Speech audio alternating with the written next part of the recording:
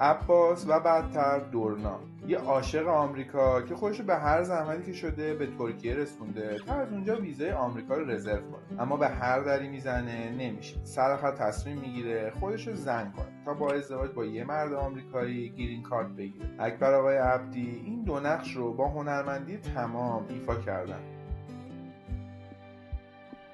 اسی در به در، صاحب یه هتل ایرانی تو قلب استانبول، یه کارچاپکن شارلاتان که وقتی میبینه عباس مستعصل از گرفتن ویزای آمریکا، نقشه میریزه تا قرون آخر پول این بدبخت رو بگیره. آقای داریوش ارجمند این نقش رو بازی کردن.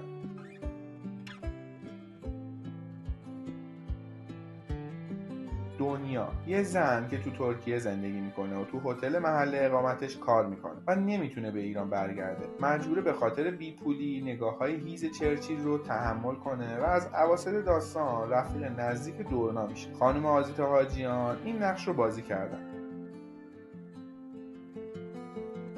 جواد کلی، وردست و نوچه اسی، اون تو کافه ها میگرده و کیسای مناسب برای تیریدن رو برای اسی در به در جور میکنه. استاد پرویز پرستویی عزیز بازیگر نقش جواد کلی تو فیلم آدم برفی بودن.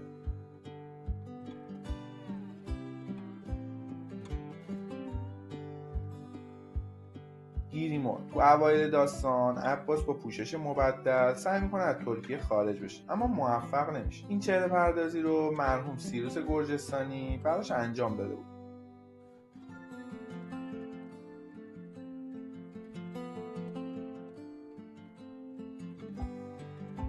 چرچیل، لابیمن هتل و در خفا شریک تجاری اسی تو هتل داری، یه آبزیرکای تمام عیار که میخواد هر جوری هست با دنیا رابطه برقرار کنه. استاد مهدی فتحی فقیه این نقش رو ایفا کردن.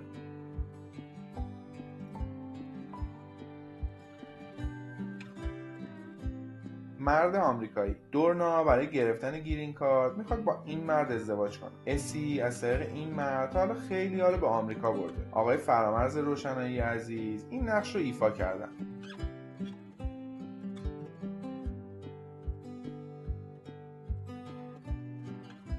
تاجر قلابی، اواخر فیلم سرکلش پیدا میشه و میخواد دورنا رو بتیغه. اون نمیدونه دورنا در حقیقت عباسه و صرفا میخواد با نزدیک شدن به این شخصیت قلابی سرکیسش کنه. آقای محمد رضا شریفی نیا تو دومین کار سینمایی خودشون این نقش رو بازی کردن.